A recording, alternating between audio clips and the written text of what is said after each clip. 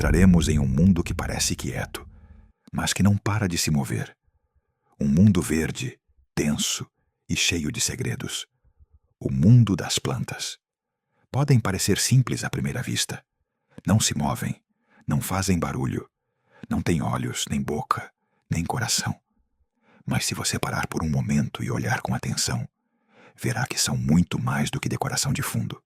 São sistemas vivos, sensíveis, cheios de química, de estratégias e de história. Durante os próximos minutos, vamos explorar como realmente funcionam. O que fazem sob a terra, o que acontece em suas folhas, como tomam decisões sem ter cérebro. E sim, elas o fazem. Mas antes de começar, se este tipo de ciência tranquila e sem pressa lhe agrada, você pode apoiar o canal com um like e uma inscrição. Isso ajuda a que este tipo de conteúdo chegue a mais pessoas com insônia, ou simplesmente com muita curiosidade. E já que está por aqui, me diga nos comentários de onde nos vê e que horas são no seu canto do mundo. É sempre bonito ver como estas viagens silenciosas chegam tão longe. Muito bem, acomode-se, relaxe os ombros e comecemos desde o princípio. As plantas não latem, não correm, não saltam, não têm olhar nem reflexos. Mas isso não significa que estejam paradas. Muito pelo contrário, estão em constante mudança, mas o fazem em outro ritmo, um mais lento, mais silencioso, mas igualmente complexo. Para entendê-las, temos que mudar a marcha. Assim que vamos começar com o básico. De que é feita uma planta? A resposta curta é raízes, caules e folhas. Mas como costuma acontecer em biologia, a resposta longa é muito mais interessante. As raízes estão sob a terra. Não as vemos. Mas aí embaixo acontece muito mais do que simplesmente absorver água. As raízes sentem, sabem para onde é embaixo, detectam isso pela gravidade, e também para onde há mais umidade, mais nutrientes ou mais problemas. Uma raiz pode desviar de uma pedra, evitar uma zona tóxica, ou inclusive avisar ao resto da planta de que algo não vai bem.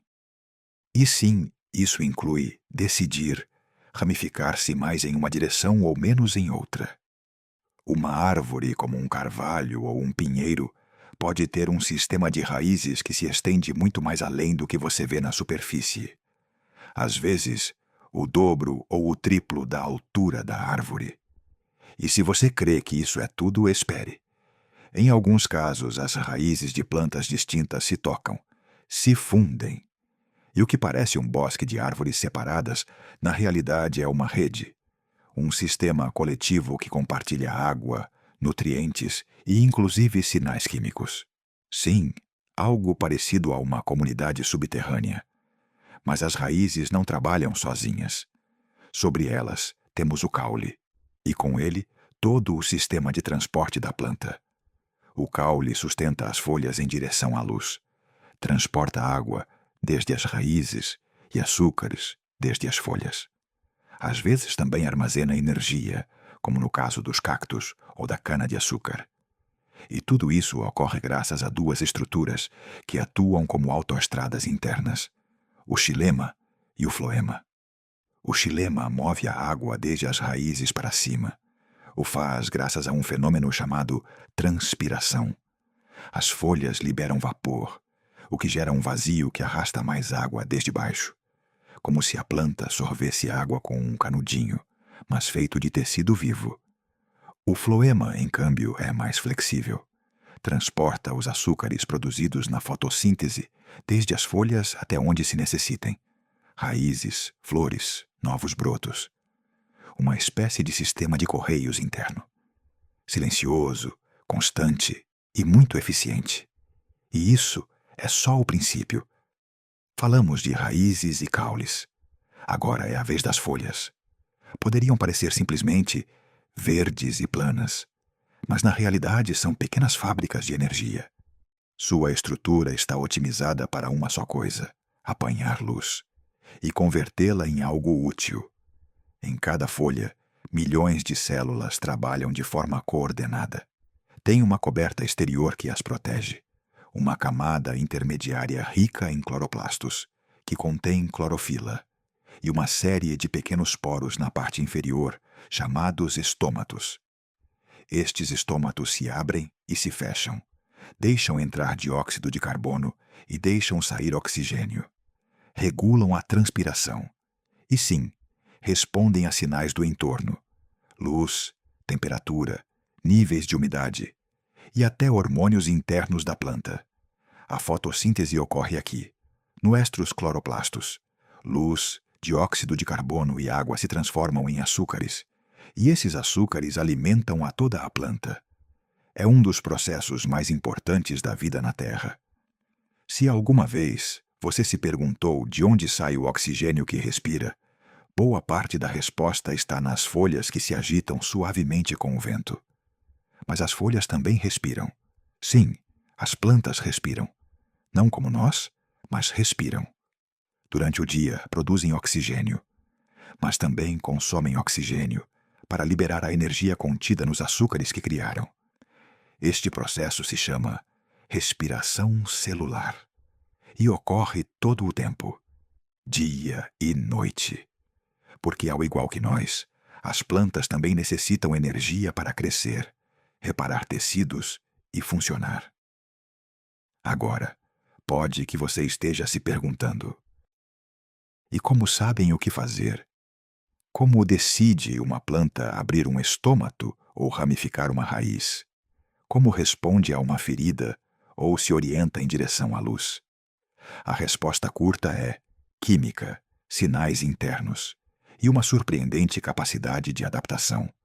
As plantas não têm cérebro, não têm sistema nervoso, mas têm uma linguagem própria, baseada em hormônios, sinais elétricos e moléculas mensageiras. Quando uma folha se rompe, a planta o nota e responde. Pode enviar hormônios para reparar a zona, fechar poros próximos ou inclusive liberar compostos voláteis ao ar, avisando a outras plantas do perigo. Sim, assim como você ouve.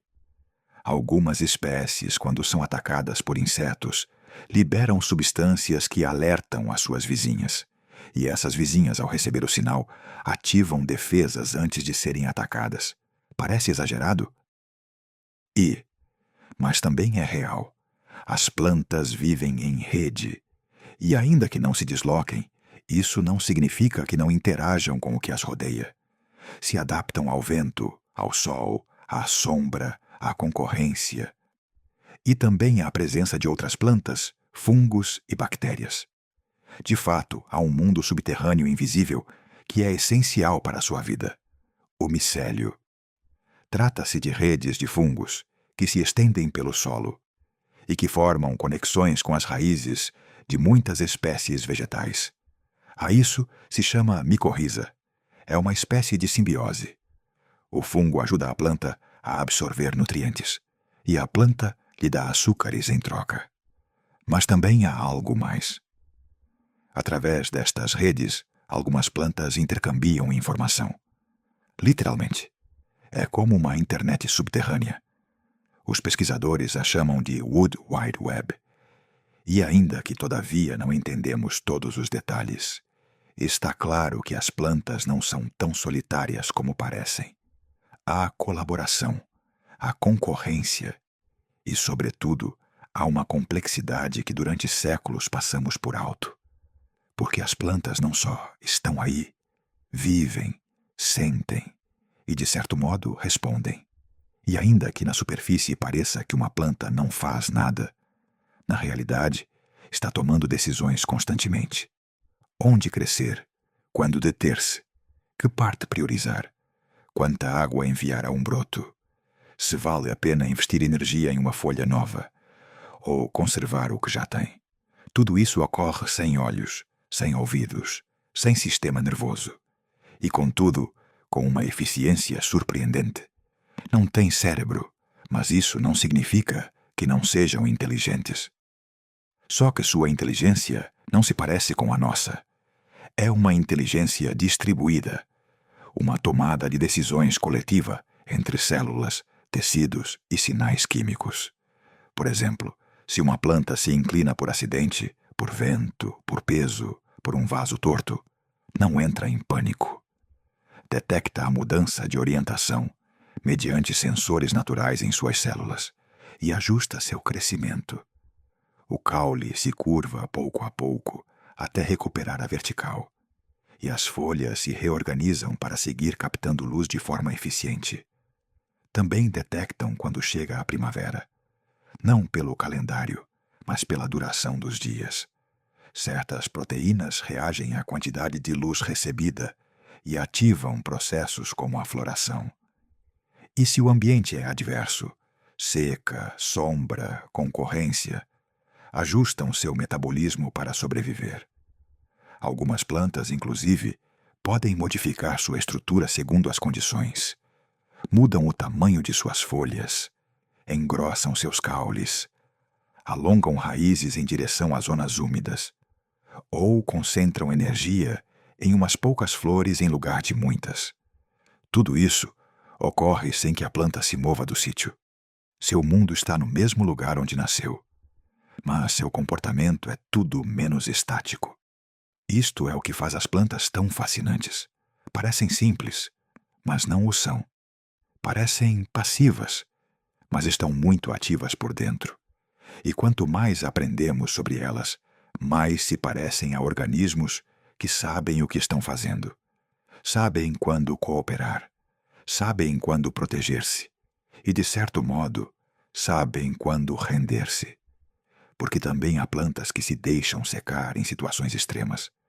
Fecham seus sistemas, suspendem seu crescimento e entram em um estado latente. Não estão mortas, só estão esperando. A que volte a chuva, a que melhore o entorno. E quando isso ocorre, regressam. Esta resiliência silenciosa é a base de todo o mundo vegetal. Não correm, não latem, não fogem, mas estão desenhadas para durar. E às vezes para resistir coisas que nós não poderíamos suportar. As plantas não comem, ao menos não como o fazemos os animais. Não buscam alimento, não caçam, não mastigam, mas ainda assim necessitam energia para viver. E essa energia vem da luz. Em cada folha verde ocorre um dos processos mais assombrosos da natureza: a fotossíntese.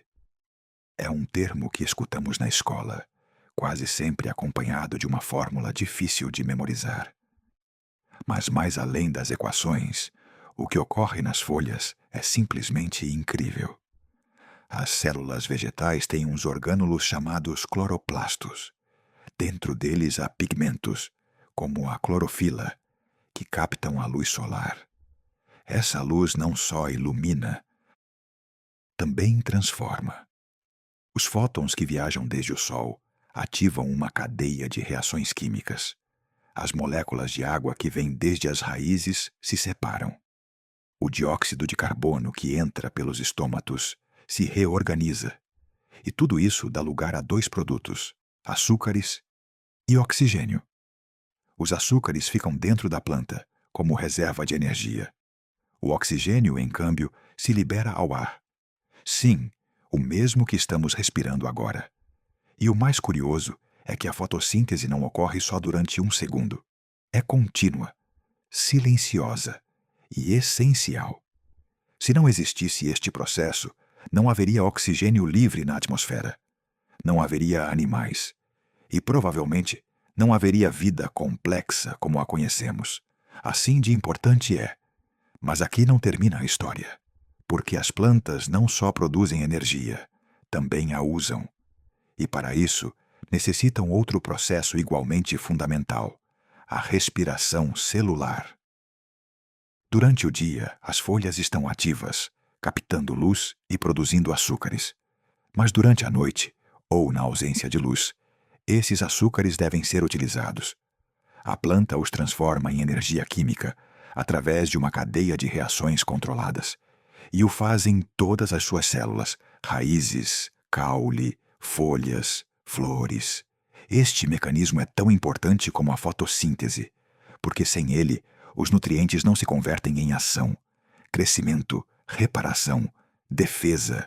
Tudo isso necessita energia, e a planta sabe quando ativá-lo e quando desacelerá-lo. Gerencia sua energia segundo o entorno, a estação, a luz e sua própria etapa de vida. Não só produz e consome, também regula. E em meio de tudo isto, há sinais, muitos sinais. Quando uma folha necessita mais água, o comunica. Quando há excesso de sais no solo, as raízes reagem. Quando uma flor começa a murchar, outras partes ajustam seu ritmo. Esta linguagem interna não usa palavras, nem pensamentos, nem impulsos nervosos. Usa hormônios, proteínas, íons e mudanças elétricas. Sim, elétricos. Ainda que não tenham neurônios, algumas plantas geram impulsos elétricos, pequenas descargas que se propagam entre células e permitem respostas coordenadas, especialmente quando ocorre algo inesperado, uma ferida, uma mudança de temperatura, uma ameaça externa. E aqui entramos em uma das partes mais intrigantes do mundo vegetal, a comunicação com outras plantas. Durante muito tempo se pensou que as plantas eram entes individuais, mas a ciência demonstrou que isso não é do todo certo.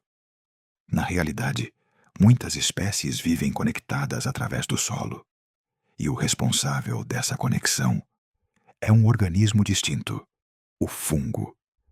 Debaixo de nossos pés existe uma rede imensa de filamentos fúngicos, o micélio. Estes fios, invisíveis à simples vista, se entrelaçam com as raízes de múltiplas plantas. Formam associações chamadas micorrizas, e através delas, as plantas intercambiam nutrientes e também sinais. Uma árvore pode avisar a outras de que há uma praga. Uma planta debilitada pode receber açúcares de suas vizinhas, e algumas espécies, inclusive, bloqueiam o acesso de outras mediante sinais químicos. Este sistema foi batizado como a Wood Wide Web, uma espécie de internet natural subterrânea que mantém as plantas conectadas. Não se trata de magia, é biologia. Mas uma biologia tão sofisticada que todavia não compreendemos do todo. O que sim sabemos é que essa rede permite cooperação e também concorrência. As plantas não são só organismos solitários, formam parte de comunidades, se relacionam e, em certa forma, participam em uma ecologia de decisões compartilhadas. Tudo isto ocorre sem que nós o vejamos, mas está aí, debaixo do gramado, entre as raízes do jardim, sob cada bosque do planeta. Uma rede silenciosa, complexa e viva. Se você fosse uma planta, seu dia a dia não seria tão tranquilo como parece. A seu redor haveria criaturas que querem te comer, te romper ou trepar sobre você. Insetos, fungos, bactérias, pequenos roedores, aves, inclusive humanos. Mas você não pode correr. Você não pode esconder-se. Assim que a evolução te deu outra opção: defender-se sem mover-se. As plantas desenvolveram uma variedade de defesas que surpreende por sua criatividade. Algumas são visíveis, outras invisíveis. Algumas atuam rápido, outras a longo prazo, e muitas delas são químicas. Por exemplo, se um inseto começa a morder uma folha, a planta o nota. Não tem nervos, mas sim sensores de pressão, vibração e ruptura celular. E isso ativa uma cascata de respostas internas. Às vezes, libera compostos de sabor amargo, ou substâncias que dificultam a digestão, ou inclusive moléculas tóxicas que afetam o sistema nervoso do inseto. Em alguns casos, muda o pH interno da folha, a faz menos apetecível, mais dura, mais seca. E o interessante é que tudo isto pode ser ativado só na zona atacada, como se a planta localizasse o problema e respondesse justo ali. Mas não fica só nisso. Algumas plantas liberam sinais voláteis ao ar, compostos químicos que viajam com o vento e alertam a outras plantas próximas. Estas, ao receber o sinal, começam a produzir suas próprias defesas antes de serem atacadas. Em certo modo, poderíamos dizer que as plantas se avisam entre si, não com palavras, mas com moléculas aromáticas que ativam genes específicos. Parece exagerado? Já não. Há estudos de laboratório que o demonstram, e algumas espécies vão ainda mais além. Quando uma planta de milho, por exemplo, é atacada por lagartas, libera um aroma particular. Esse aroma não só alerta a outras plantas, também atrai a vespas parasitas que se alimentam dessas lagartas. Sim, a planta pede ajuda a um predador externo e o faz sem se mover nem falar, só liberando a combinação química correta. Isto é o que se conhece como defesa indireta. E demonstra que as plantas não só reagem, também manipulam a seu entorno. Há outras formas de defesa mais evidentes. Os espinhos, por exemplo, são estruturas físicas desenhadas para evitar que os animais se aproximem demasiado. Desde os cactos até as sarças, os espinhos evoluíram em múltiplas linhagens pela mesma razão, por uma barreira dissuasória, ou os pelos urticantes.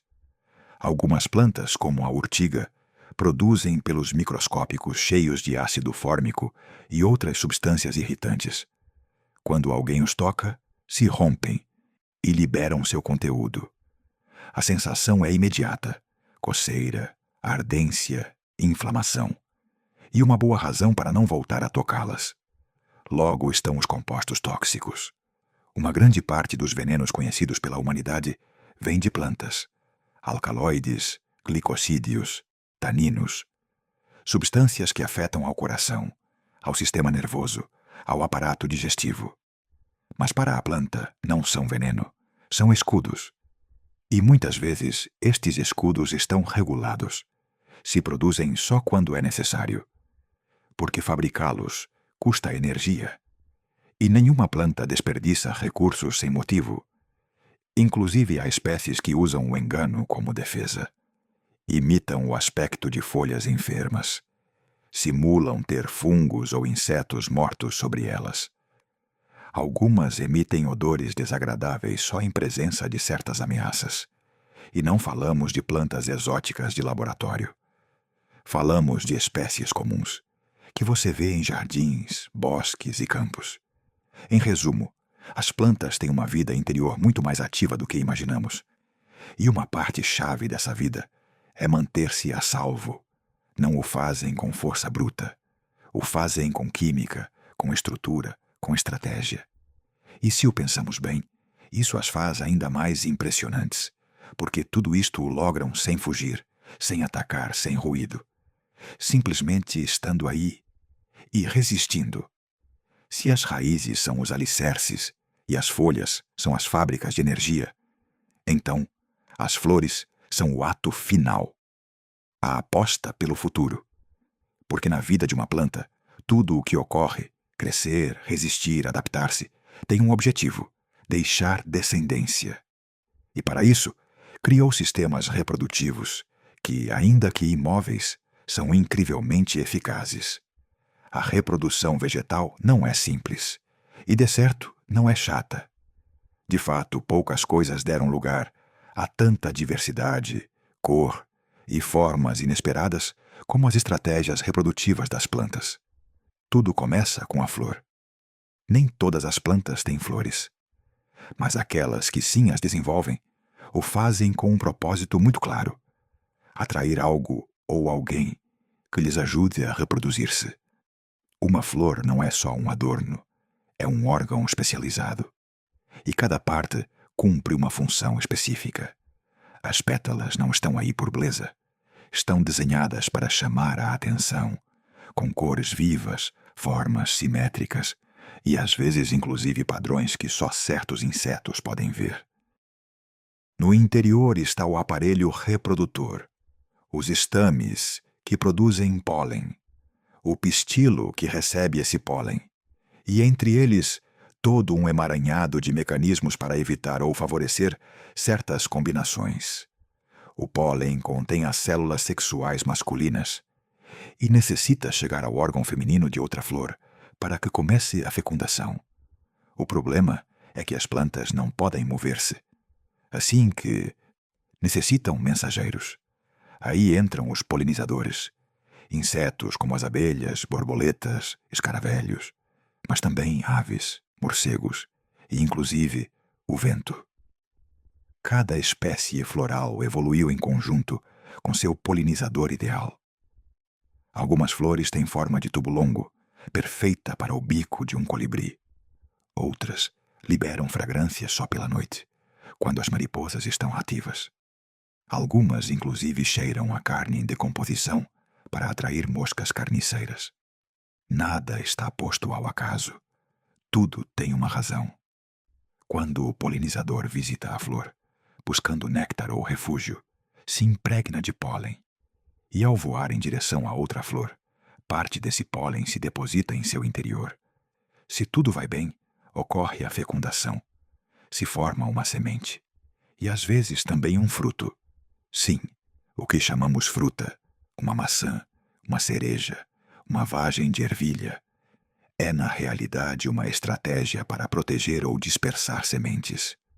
As sementes são o legado.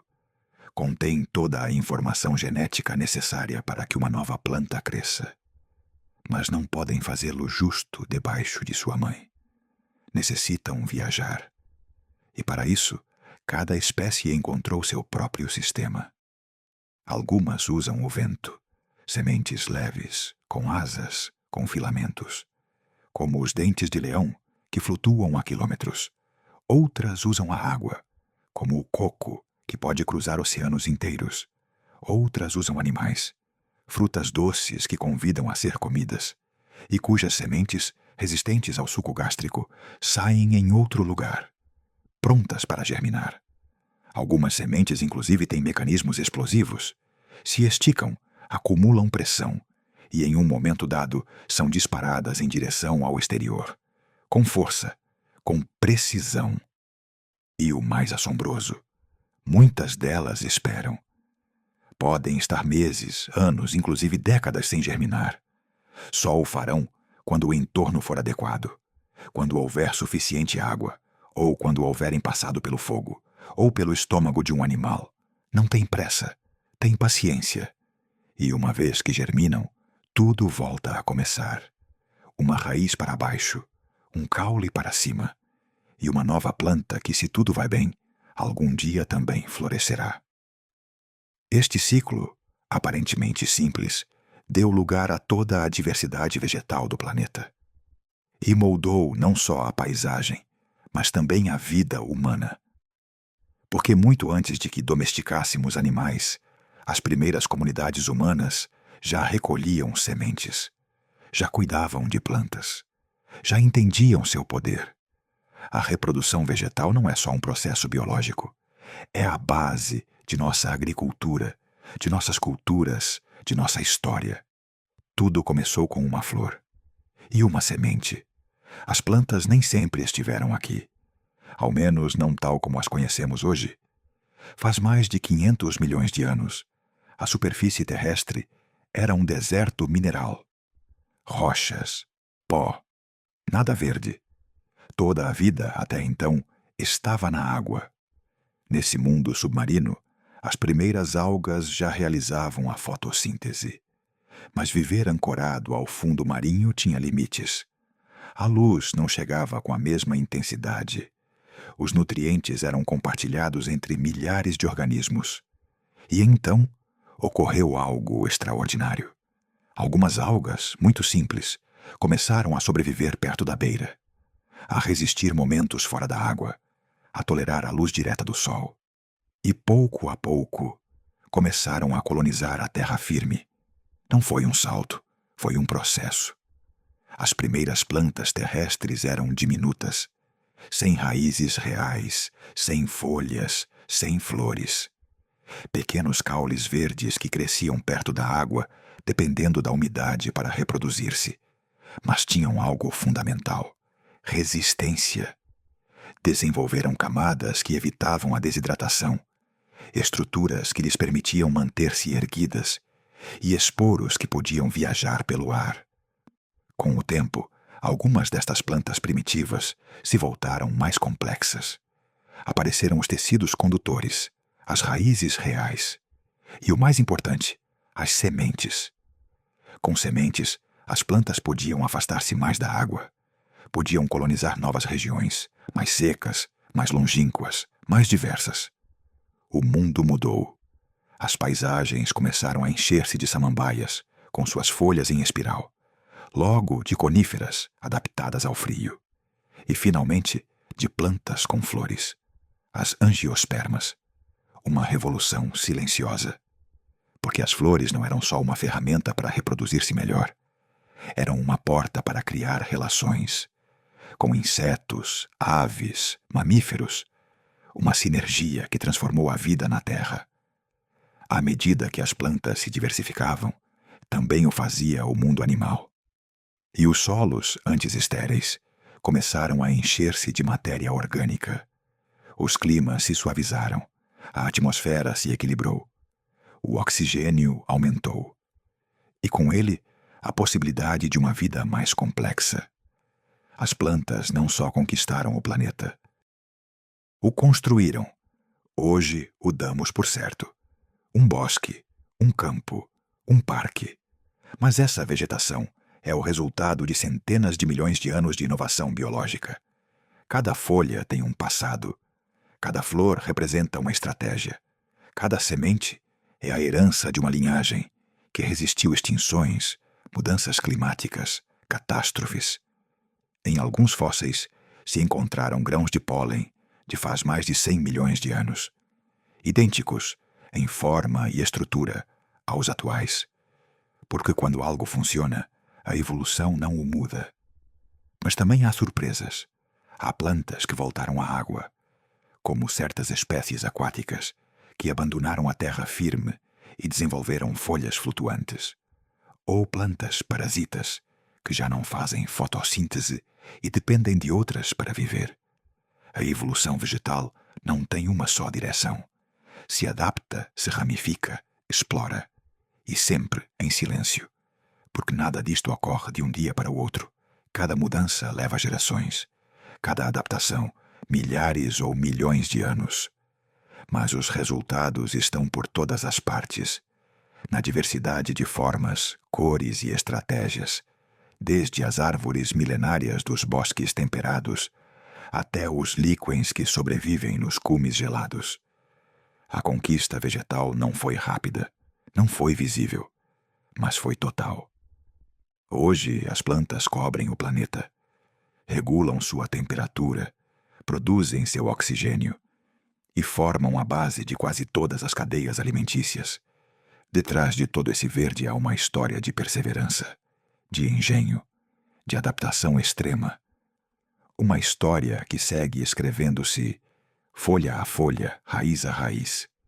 Até agora vimos como as plantas absorvem luz, respiram, se defendem e se reproduzem com uma precisão que não requer movimento.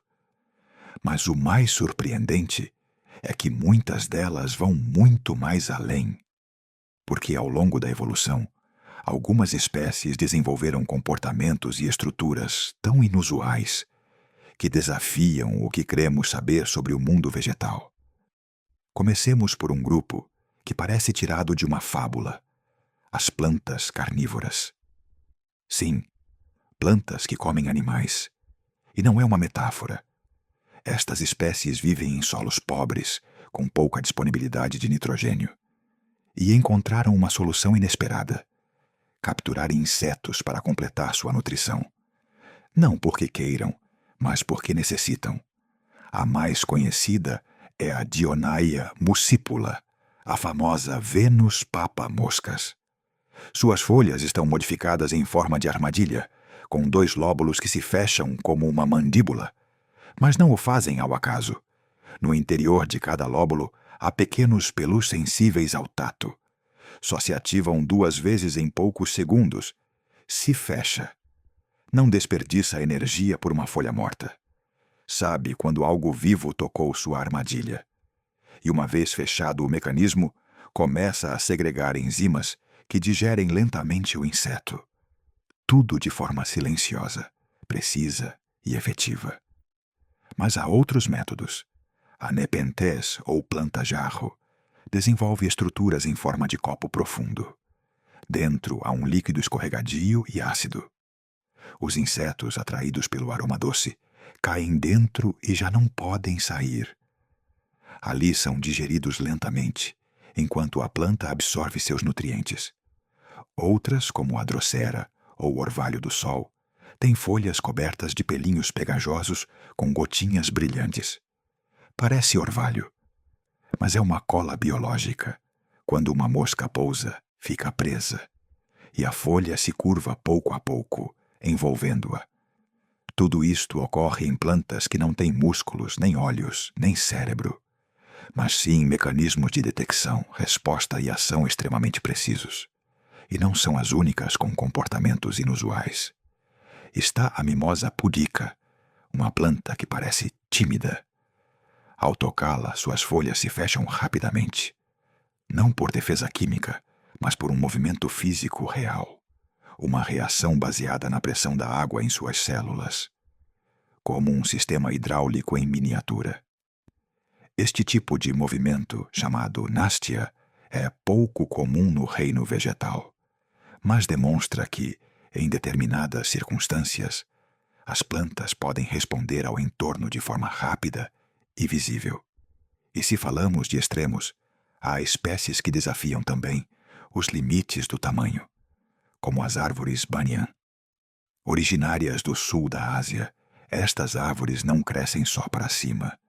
Seus galhos se expandem lateralmente e enviam raízes em direção ao solo, criando colunas que parecem troncos adicionais.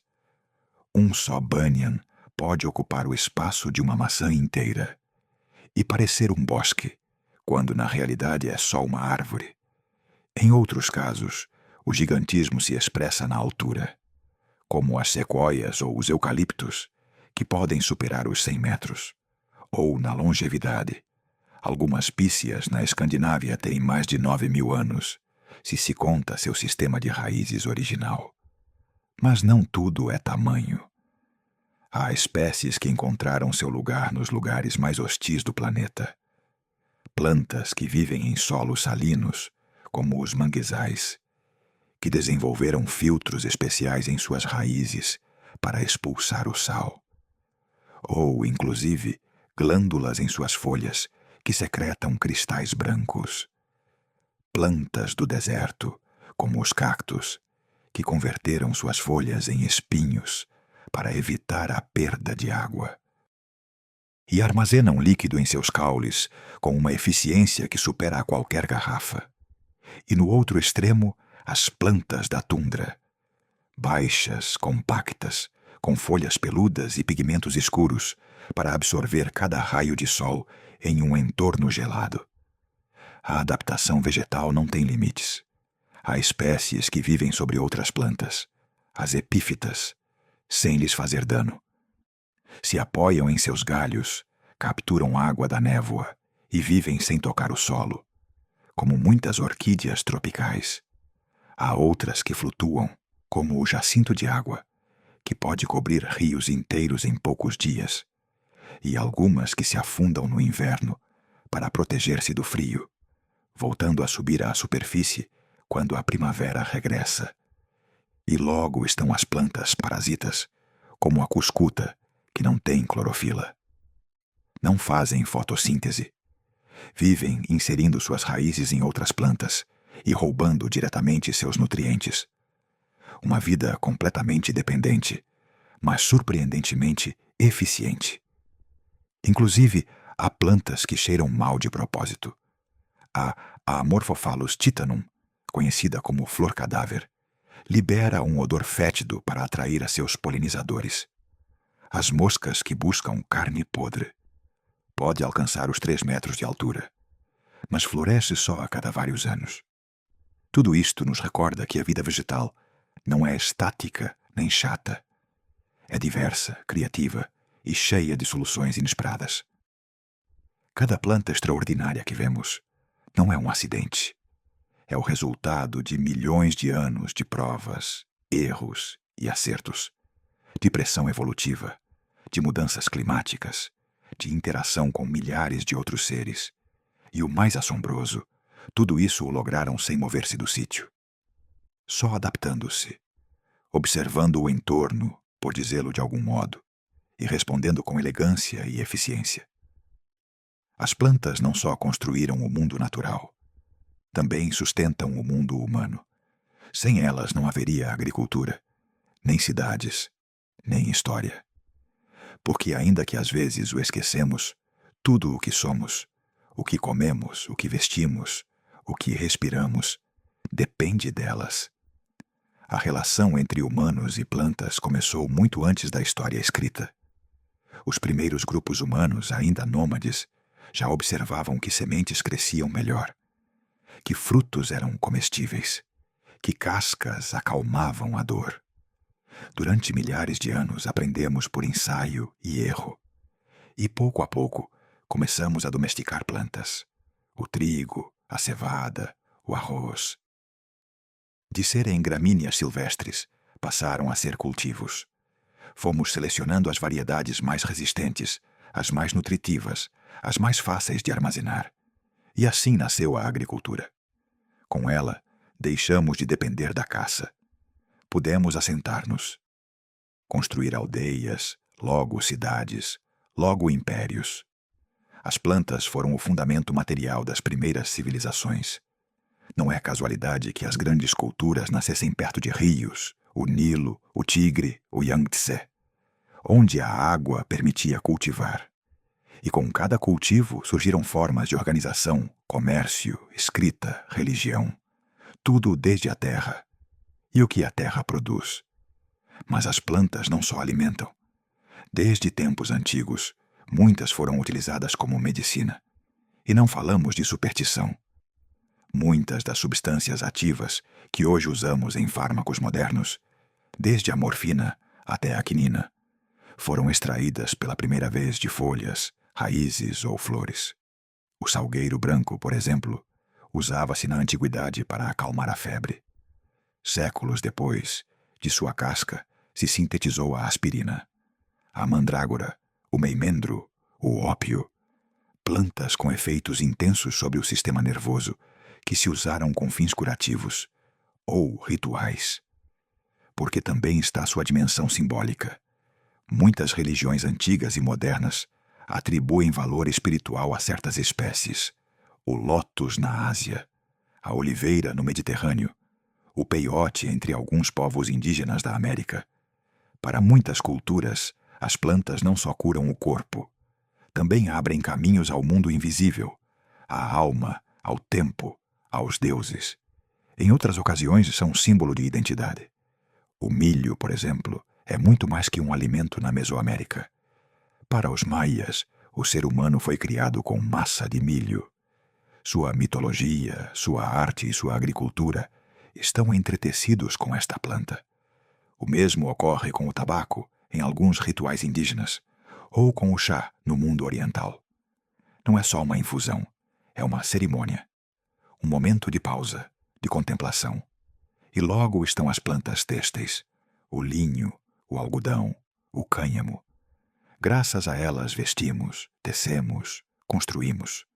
Ou as plantas tintórias, como o anil ou a cochonilha, que deram cor à roupa, aos códices, às bandeiras, que ajudaram a definir identidades visuais, hierarquias e ofícios.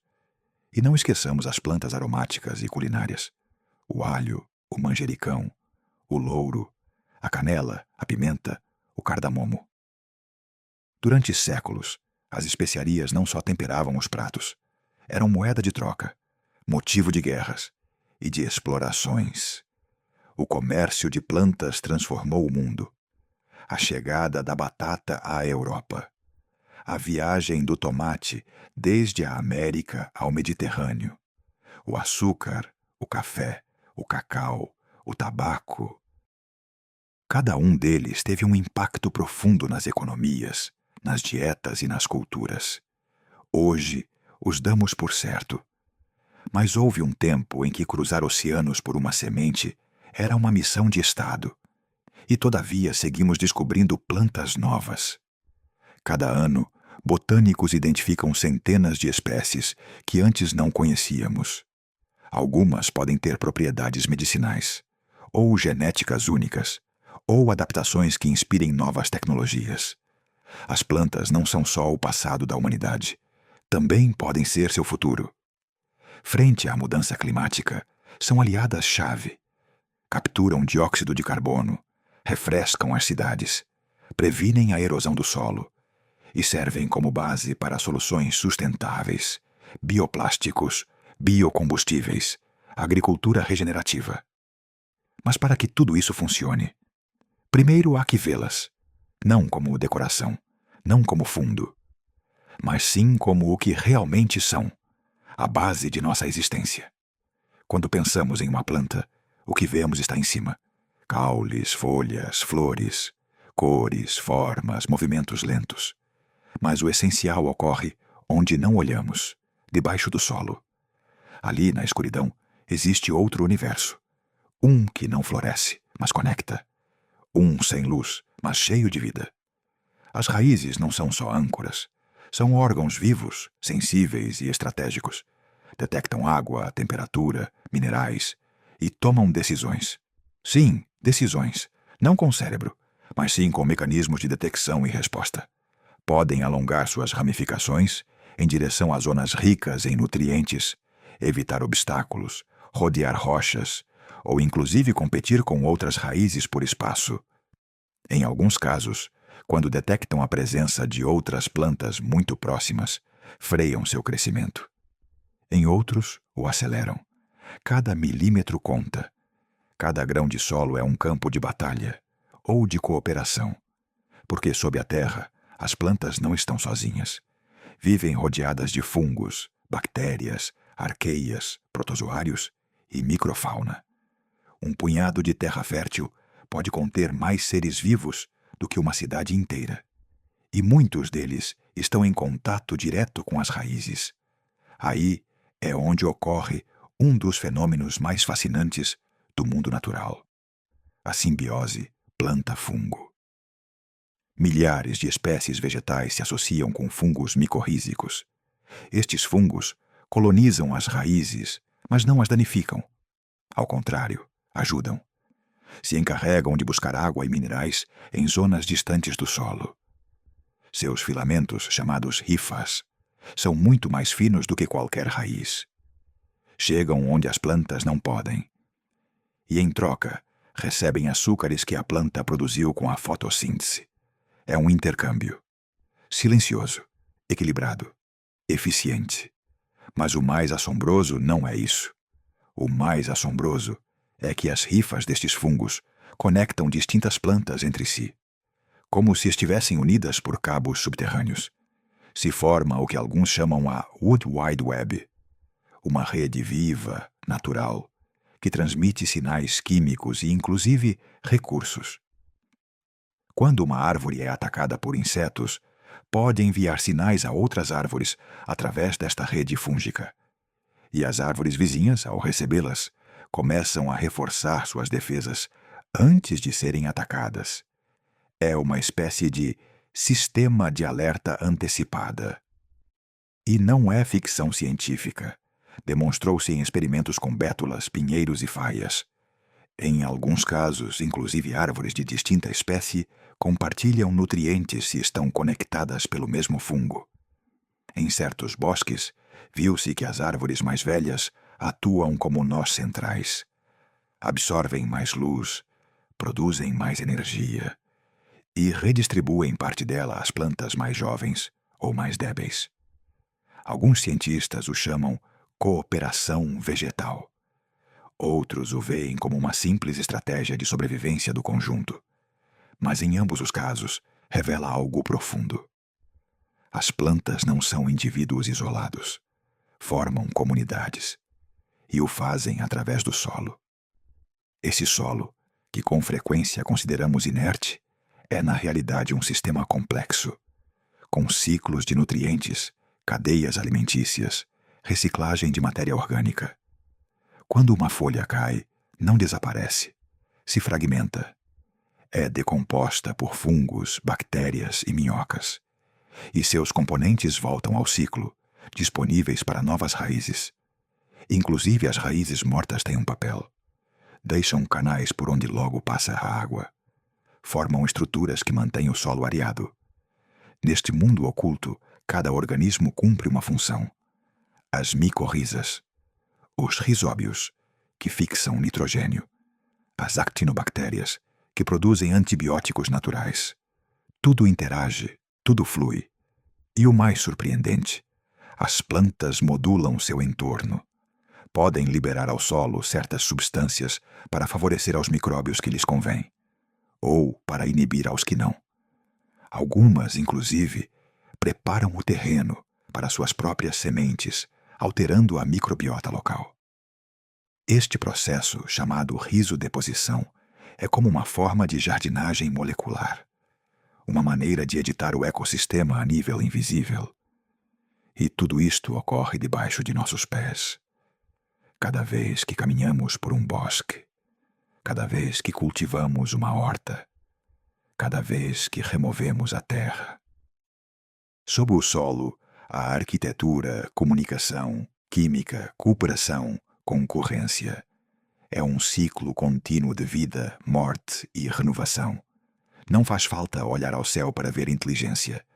Basta com olhar para baixo e escutar, sem esperar palavras. Durante milhões de anos, as plantas se adaptaram a mudanças lentas, avanços, retrocessos, glaciações, secas, extinções. Mas nunca haviam enfrentado algo tão abrupto como o presente. O clima muda mais rápido do que antes. Os solos se degradam, o ar se aquece, as estações se desordenam. E com isso, as plantas devem responder. Algumas o logram, outras não. Há espécies que já não florescem quando é o momento, que se sincronizavam com polinizadores, e agora os perdem. Ou que germinam em um mês sem chuvas, e morrem antes de crescer. A mudança climática não é só um assunto de humanos, também é um desafio vegetal. As árvores mais antigas, por exemplo, estão adaptadas a condições passadas. Levam séculos crescendo com um padrão de temperaturas e chuvas estável. Mas em só umas décadas, esse padrão mudou. E mudar rápido não é seu forte. Algumas espécies migram. Suas sementes viajam mais longe, colonizando zonas que antes eram frias. Mas isso depende de muitos fatores: vento, animais, disponibilidade de solo. Outras modificam seu comportamento. Mudam a data de floração, reduzem seu crescimento para conservar energia, ou alteram a forma de suas folhas para resistir à dessecação. Mas nem todas têm margem.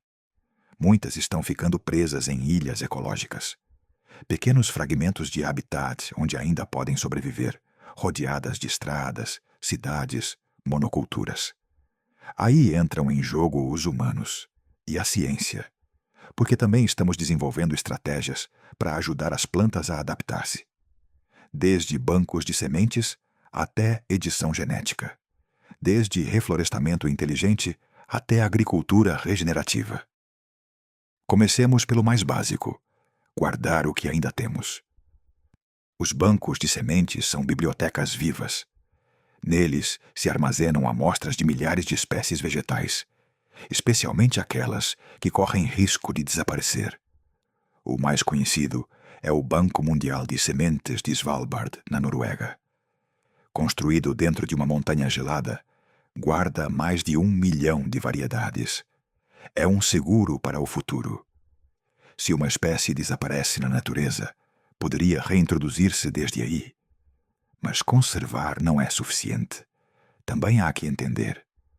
A botânica da mudança climática é um campo em expansão. Estuda como as plantas respondem ao calor, ao dióxido de carbono, à seca, e que espécies poderiam ajudar a manter os ecossistemas estáveis no futuro. Em paralelo, a engenharia vegetal está avançando. Graças a ferramentas como CRISPR, os cientistas podem modificar genes específicos, não para criar superplantas artificiais, mas sim para melhorar sua resistência eficiência fotossintética ou tolerância ao estresse hídrico. Há investigações em andamento para desenvolver cultivos que usem menos água, que fixem mais carbono, ou que cresçam em solos salinos ou contaminados.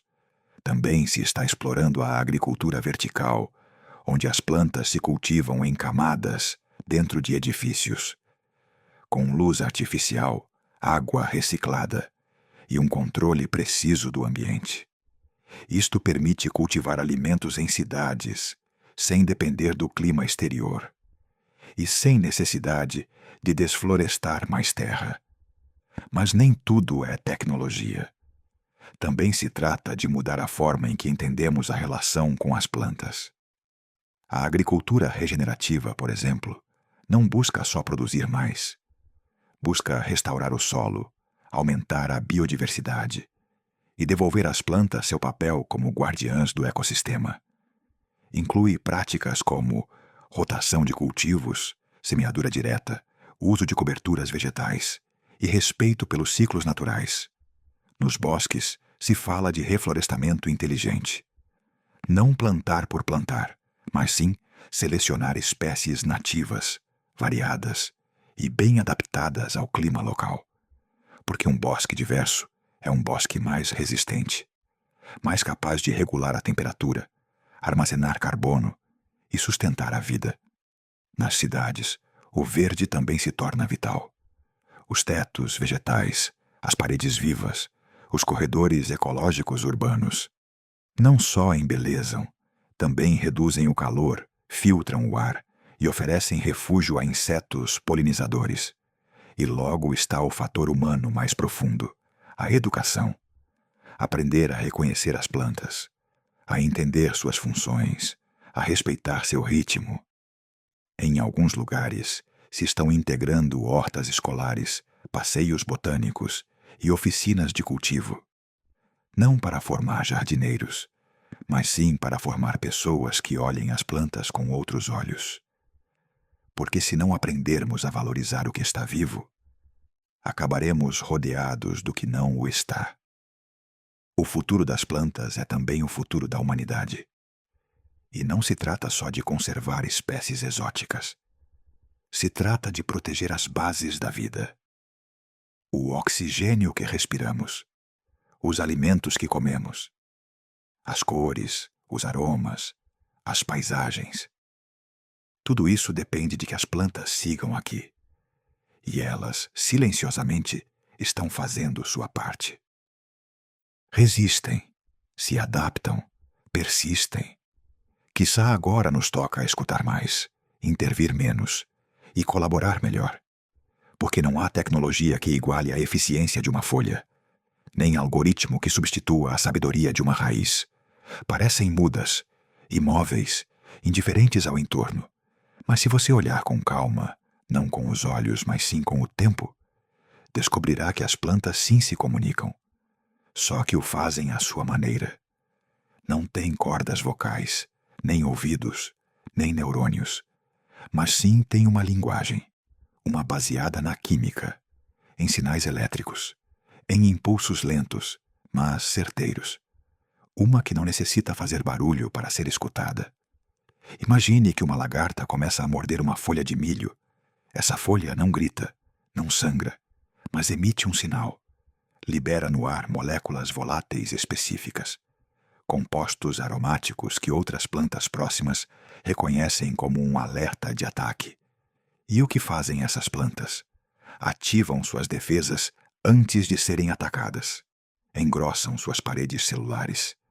Aumentam a produção de substâncias amargas ou tóxicas. Algumas, inclusive, chamam aliados. Sim, algumas plantas podem atrair insetos predadores que atacam o invasor. Quer dizer, lançam uma espécie de SOS químico, pedindo ajuda. Este tipo de comunicação não é anedótica. Observou-se em tomateiros, em álamos, em couves, em tabaco. E cada planta tem seu próprio dialeto molecular. Além dos compostos químicos, as plantas também usam sinais elétricos. Quando uma parte da planta é danificada por calor, frio, pressão ou feridas, se gera uma sinal elétrica que percorre o caule e chega a outras zonas. É muito parecido, em certo sentido, a como funcionam nossos nervos, só que muito mais lento. Estes sinais ativam respostas, a produção de hormônios de estresse, o fechamento de estômatos ou mudanças no crescimento. As plantas não têm um sistema nervoso como o nosso, mas sim têm sistemas de sinalização que cumprem uma função similar: recolher informação do entorno e ativar respostas coordenadas. Uma das perguntas mais fascinantes da botânica moderna é esta: as plantas têm memória? A mimosa pudica é uma planta que dobra suas folhas quando é tocada. É uma reação de defesa. Mas em um experimento se deixou cair água repetidamente sobre suas folhas sem causar dano. A princípio se fechavam, mas após várias tentativas, deixaram de fazê-lo. Aprenderam que o estímulo não era uma ameaça. E o mais interessante, essa resposta persistia horas e dias depois. O que sugere que a planta recordou essa experiência e ajustou seu comportamento. Isto não é memória consciente, claro, mas sim um tipo de memória funcional. Uma capacidade para modificar a resposta segundo a experiência prévia. E isso, em biologia, já é aprendizagem. Como sabe uma semente que está perto da superfície? Como sabe uma planta para onde crescer? Como percebe a luz, o calor ou inclusive o som? As plantas têm fotorreceptores, gravitorreceptores, mecanorreceptores e inclusive quimiorreceptores. São sensores especializados que detectam a direção da luz, a presença de outros corpos próximos, a vibração do solo, a mudança de temperatura, a densidade do ar e os sinais químicos de outras raízes. Por exemplo, se duas raízes se aproximam sob a terra, podem reconhecer se pertencem à mesma planta, a uma planta irmã, ou a um competidor. E em função disso, mudam sua direção. Em alguns experimentos, expôs-se a plantas a certos sons, como o gotejar da água, e dirigiram suas raízes em direção a essa fonte, inclusive sem contato direto. Não ouvem como nós, mas percebem vibrações e agem. Tudo isto coloca uma questão incômoda para a visão tradicional da inteligência. Pode um organismo sem cérebro tomar decisões complexas? As plantas não têm neurônios, mas sim redes de processamento, em suas células, em seus tecidos, em sua química. Uma planta pode tomar decisões frente a estímulos contraditórios, priorizar certos órgãos em função do recurso escasso, antecipar ciclos estacionais, recordar condições passadas e ajustar sua fisiologia, e comunicar-se com outras espécies para formar relações mutualistas. Isso não é de alguma forma inteligência? Não como a humana, não como a de um animal, mas sim como uma forma vegetal de consciência funcional. Não sentem dor, não têm emoções, mas sim têm estratégias de sobrevivência complexas que requerem uma forma de interpretar o entorno. Os bosques não são só conjuntos de árvores, são redes. Comunidades onde cada planta, fungo, raiz e micróbio cumpre uma função. As árvores intercambiam sinais através das micorrizas, mas também modulam o ambiente para facilitar a vida de seus descendentes. Uma árvore pode sombrear a seus próprios brotos ou evitá-lo.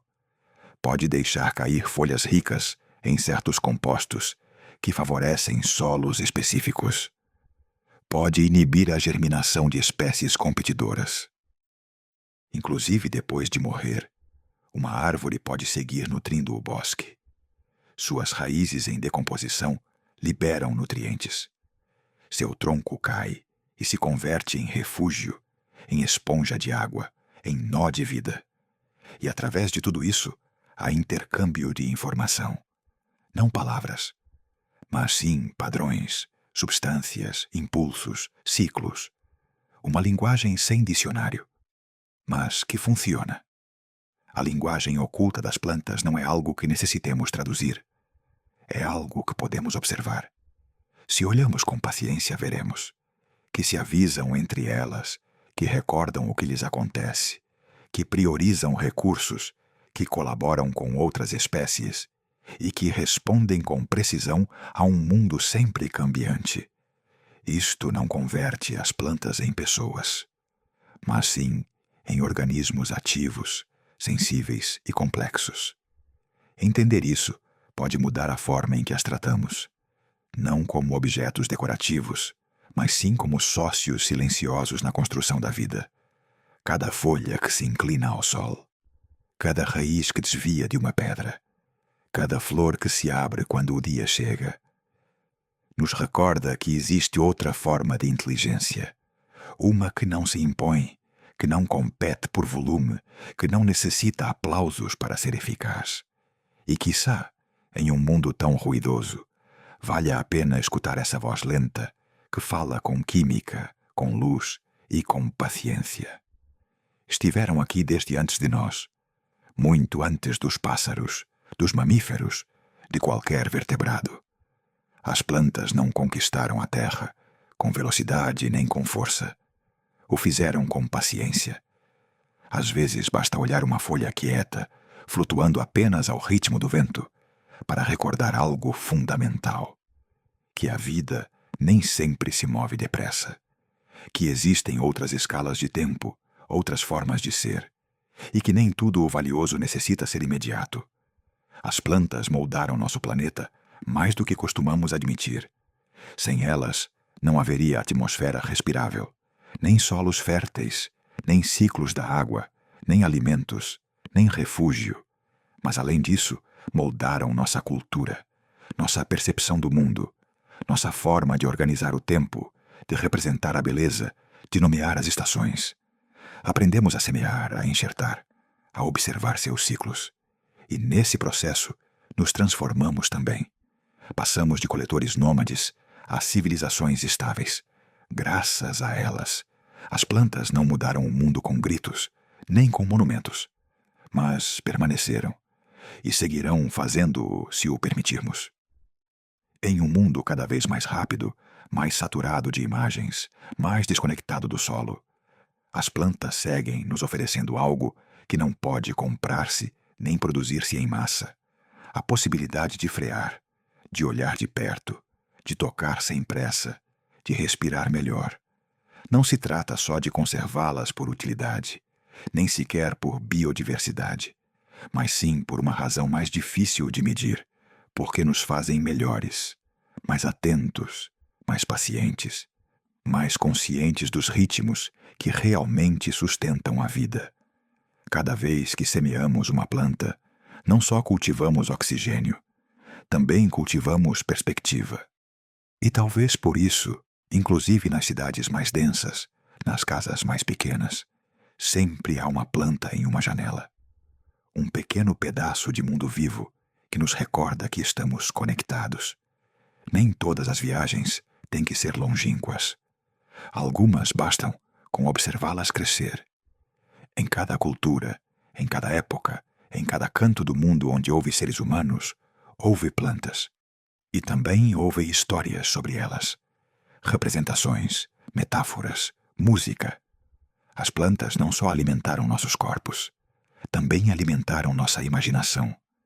Pintadas em cavernas, esculpidas em templos, bordadas em vestimentas, escritas em livros, tocadas em instrumentos de madeira que alguma vez foram árvores vivas. As plantas foram, e seguem sendo, uma forma de olhar para dentro através do que cresce fora. Na arte rupestre, as primeiras formas vegetais aparecem como parte da paisagem, sim, mas também como parte do ritual. Samambaias, galhos, folhas estilizadas, algumas vezes marcadas junto a figuras humanas ou animais, como se tudo formasse parte do mesmo ciclo. Em civilizações antigas, como o Egito, a flor de lótus aparecia uma e outra vez, não só por sua forma, mas por seu simbolismo, o renascer. O lótus fechava suas pétalas pela noite e as abria com o sol. Era, aos olhos daqueles povos, um espelho do cosmos. Na Grécia, o louro era muito mais do que uma planta. Era uma honra, uma recompensa, um vínculo com os deuses. E em Roma, as folhas de oliveira, os galhos de videira, os campos de trigo eram parte da linguagem visual, com o que se narravam histórias de abundância, de guerra, de retorno. Na Ásia, as cerejeiras em flor inspiraram pinturas, gravuras, poemas e celebrações. A floração breve, bela e fugaz da sakura japonesa não só se contempla, se espera, se celebra, porque nos recorda que tudo floresce, mas também tudo passa. E na América, muitas culturas originárias incorporaram formas vegetais em seus têxteis, vasilhas, tatuagens e até nos mapas.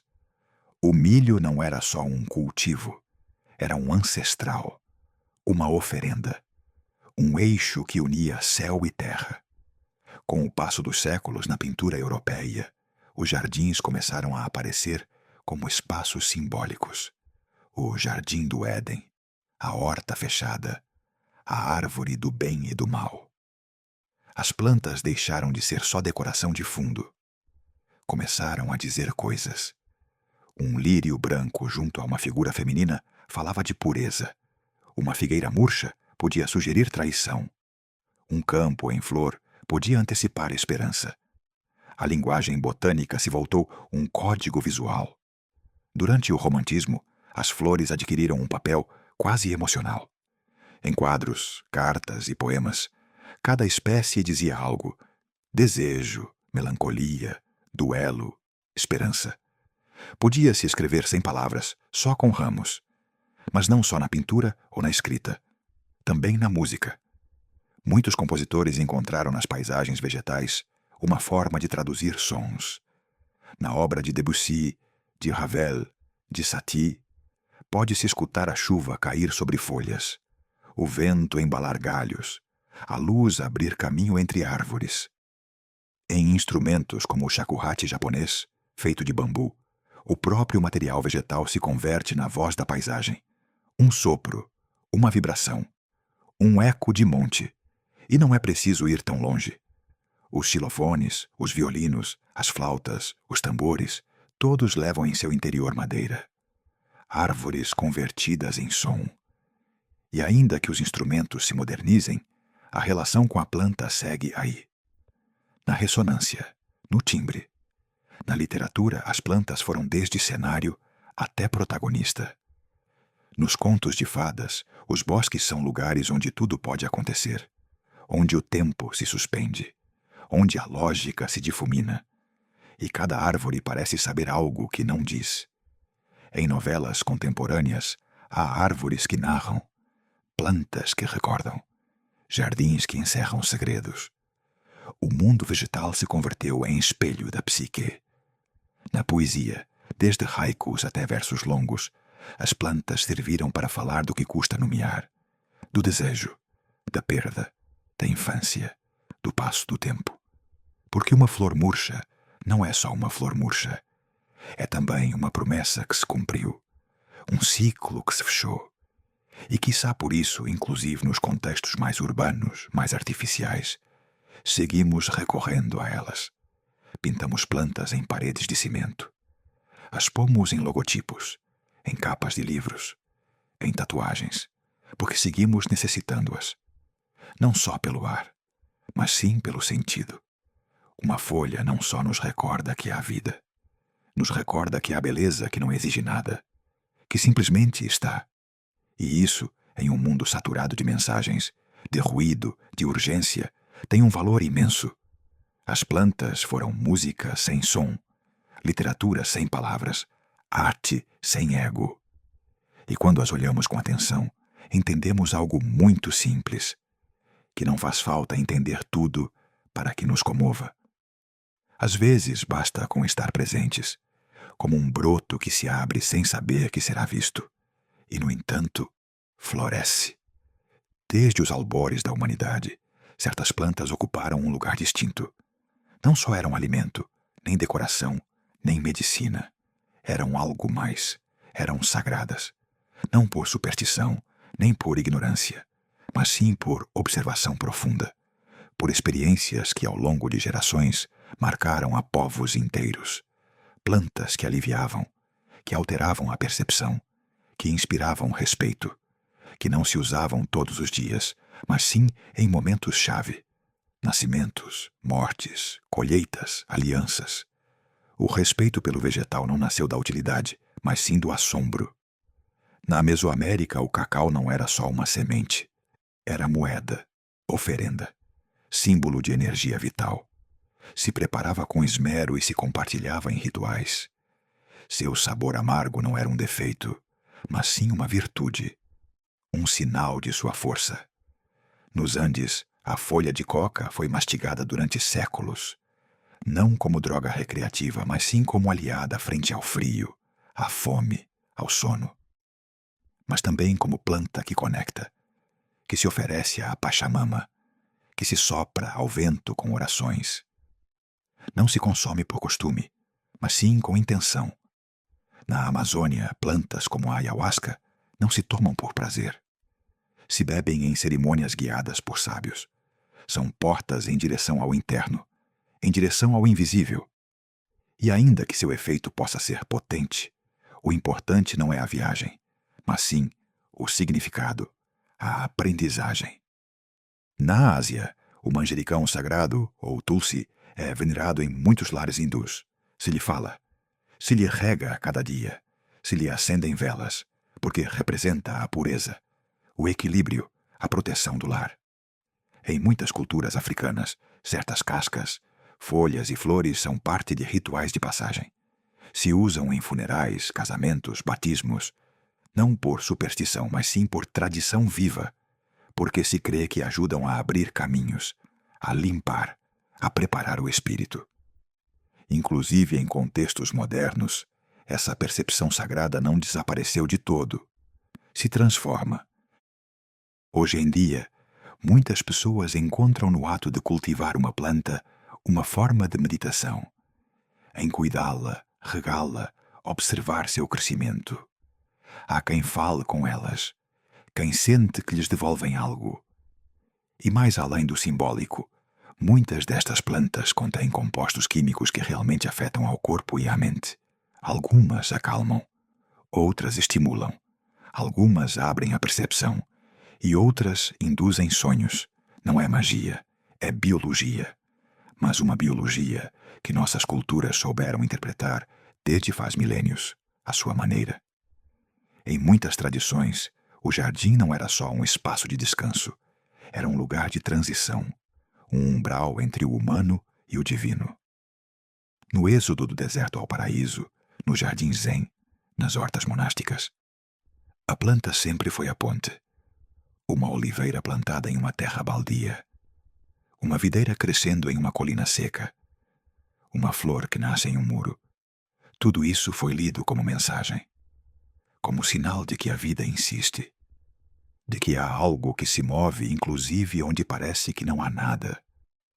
Algumas plantas eram tão especiais que não se tocavam, só se olhavam, ou se nomeavam em voz baixa, como se nomeá-las fosse invocar sua presença. Nos contos tradicionais, muitas vezes aparece uma planta mágica, um galho, uma semente, uma árvore que dá frutos impossíveis. Não por casualidade, mas sim porque o vegetal sempre representou essa possibilidade de mudança, de passagem entre um estado e outro. E ainda que hoje usemos outra linguagem, outra tecnologia, seguimos carregando essas ideias. Uma pessoa apresenteia flores para pedir perdão, para acompanhar um duelo, para celebrar um nascimento. Em todos esses atos há algo do antigo ritual, da entrega simbólica, do desejo de conectar mais além das palavras. A planta não julga, não impõe, mas acompanha, está presente. E quiçá por isso, quando falta algo, quando se busca consolo, quando não há respostas, muitas pessoas se refugiam em um jardim, em um vaso, em uma semente que brota. Porque ver crescer algo, ainda que seja lento, nos recorda que todavia há possibilidade, que a vida não se deteve. E essa sensação, ainda que seja breve, pode ser profundamente sagrada. Vivemos em um mundo de relógios, minutos, segundos, alarmes, calendários. Tudo gira em torno ao tempo. O medimos, o seguimos, o tememos. E, no entanto, frente a uma planta, esse tempo parece deter-se. As plantas têm seu próprio ritmo, um que não responde a nossos horários, nem a nossas pressas. E se nos detemos a observá-las com calma, descobrimos uma verdade que costuma passar desapercebida, que há outras formas de viver o tempo. Uma árvore não tem urgência. Pode demorar anos em crescer uns poucos centímetros. Pode esperar décadas antes de florescer pela primeira vez. Há espécies que só dão fruto uma vez na vida, e outras que podem sobreviver milhares de anos, sendo testemunhas silenciosas do passo de civilizações inteiras. Enquanto isso, nós mudamos de estação sem apenas notá-lo. Acendemos luzes que substituem o sol. Pisamos calçadas sem pensar nas raízes que correm debaixo. Nos movemos depressa, como se tudo fosse agora ou nunca. Mas para uma planta, o tempo se sente diferente. Se mede em umidade, em luz, em graus de temperatura, na duração dos dias, na profundidade das estações. Algumas plantas só germinam se houverem passado pelo frio do inverno. Outras florescem justo depois do incêndio. Algumas dormem sob a terra durante anos, esperando condições exatas para despertar. Nada nelas é imediato. Tudo requer espera, adaptação, leitura do entorno. E isso em si mesmo é uma lição. Os anéis de uma árvore nos contam histórias de anos secos, los inviernos duros, os verões abundantes. São uma memória escrita em madeira, uma cronologia silenciosa. E quando um caule se curva buscando a luz, quando uma flor se abre com a primeira chuva, não o faz por impulso, mas sim porque leu os sinais invisíveis que o mundo lhe oferece. Isso também é tempo. Um tempo vegetal, um tempo sábio. Em muitas culturas antigas, os calendários não se marcavam com números, mas sim com brotos, florações, migrações. O início do ano podia coincidir com o primeiro florescer da amendoeira ou com a queda das primeiras folhas. Vivia-se em sintonia com os ciclos. Não se lhes impunha um relógio, se lhes escutava. Hoje essa conexão se debilitou, mas não se perdeu. Muitos jardineiros sabem que uma planta não cresce mais rápido porque um o deseje. Muitos agricultores seguem guiando-se pela lua, pelos ventos, pelos signos antigos. E muitas pessoas, sem o saber, sentem alívio simplesmente ao passar tempo perto de árvores ou jardins. Porque o corpo recorda o que o pensamento esqueceu. O tempo vegetal não se impõe, se contagia. E quando o permitimos, nos convida a habitá-lo, a ficarmos quietos um instante, a respirar ao ritmo de uma folha que se move com o vento, a olhar como uma semente se converte em caule, e logo em flor, e logo em fruto, e logo em outra semente. É um tempo circular, não linear, um tempo que não corre em direção à frente, mas sim que gira, se repete, se renova. Quiçá por isso estar perto de plantas pode ser tão terapêutico, porque nos devolve a um ritmo mais natural, mais humano, inclusive se não o parece, porque nos recorda que nem tudo deve fazer-se já, que crescer também implica descansar, esperar, confiar. Em um bosque nada tem pressa, e no entanto tudo ocorre, silenciosamente, lentamente, profundamente.